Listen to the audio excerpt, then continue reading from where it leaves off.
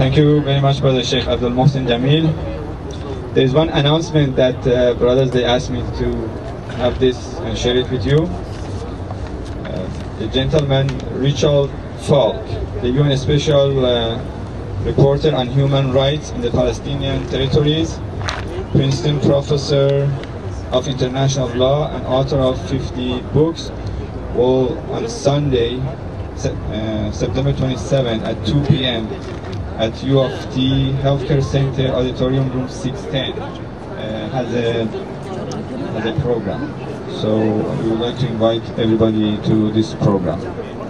And the address is 155 College Street, West of University. Also, they asked me to ask those brothers and sisters that they have their car parked here to remove it. Yes. So, thank you. At this time, our fourth speaker is Brother James Clark. He is with Toronto Coalition to Stop the War. Please welcome Brother James.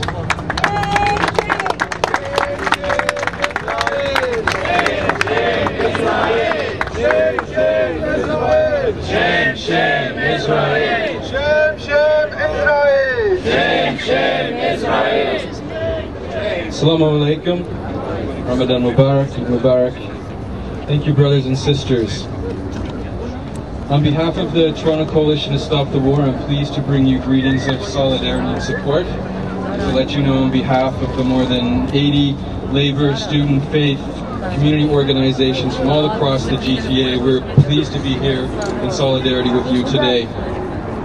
If you think about what kind of year it's been for Palestine, for the Palestine Solidarity Movement, for the anti-war movement, it's been incredibly eventful. We began, in fact, even before 2009 began, we started the year with mass demonstrations to protest the murderous attack by Israel on the people of Gaza. And as horrific as that experience was, we should be heartened by what the response was. There were tens of thousands of people who came out week after week all across the city of Toronto to show their solidarity with the people of Palestine and to oppose what Israel was doing. And in fact, all around the world, there were millions of people who mobilized to show their opposition to what Israel was doing. And what happened during the war in Gaza, we should recognize, was a watershed moment. It was a watershed moment because, as Karen Brothers said earlier, the tide has begun to turn. There are so many more people beyond our numbers here today, all across the world in all kinds of different communities, including inside Israel itself, who are beginning to mobilize to oppose what Israel is doing and has been doing to the Palestinians.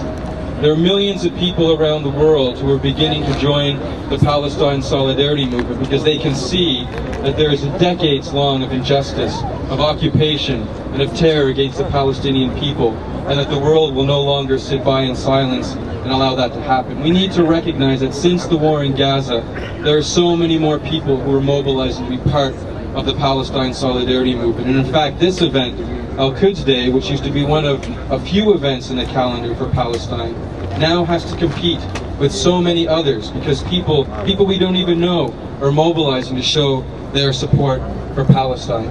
Turn the power, turn the tide. End Israeli apartheid. Turn the power, turn the tide. End Israeli apartheid. Turn the power, turn the tide. End Israeli apartheid.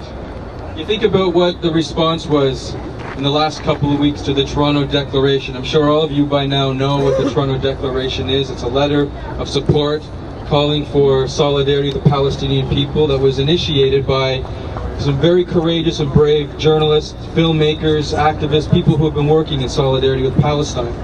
And the response of that declaration has been overwhelming. In fact, at one point, the people who initiated the declaration had to stop taking signatures because so many people from around the world were writing in to say, we want to stand with the people of Palestine. And so all around the world, not just us or people in our community, but all over the world, in every media outlet, people were discussing what is the content of the Toronto Declaration and why should we stand in solidarity with the people of Palestine. And what it makes me think of are those moments during past struggles where there were very important movements, but they were sidelined, they were marginalized. They were on the sidelines. People didn't talk about them. Think about before the 1980s, how people treated the movement against apartheid in South Africa. But by the time that struggle became a mainstream movement, a mass movement with people all around the world, it had achieved the momentum it needed to overturn apartheid. Some people thought they would never live to see the overturning of apartheid in South Africa, but they did. Think about East Timor in the 1990s, during Indonesia's occupation. That was a movement that was on the sidelines that people ignored. But then when the rest of the world turned to it, it became a movement that you couldn't stop. And to me, from my point of view, that's what's now happening on the question of Palestine.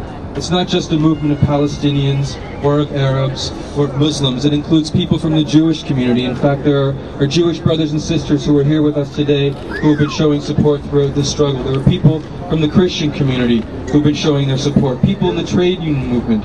The largest trade union body in the United Kingdom, the Trade Union Congress, recently endorsed the movement for boycott, divestment, and sanctions. That's the largest trade union body in the United Kingdom, representing over 6 million workers. These are the kinds of victories that we need to build upon and link up and see that we are building a movement that will not be stopped. So today on Quds Day, actually I guess Quds Day was on Friday, but today as we gather here, we need to take stock of where the movement is and how many allies the movement has, and to remind ourselves that as long as we continue to build this movement that reaches out to other communities, that is broad and is diverse and that works together and seeks peace and justice for all people against all occupations and all injustice around the world, we will live to see a free Palestine. Long live Palestine! Long live Palestine! Free, free Palestine! Free, free Palestine! Long live Palestine! Long live Palestine! Free, free Palestine! Free, free Palestine! Thank you very much, brothers and sisters.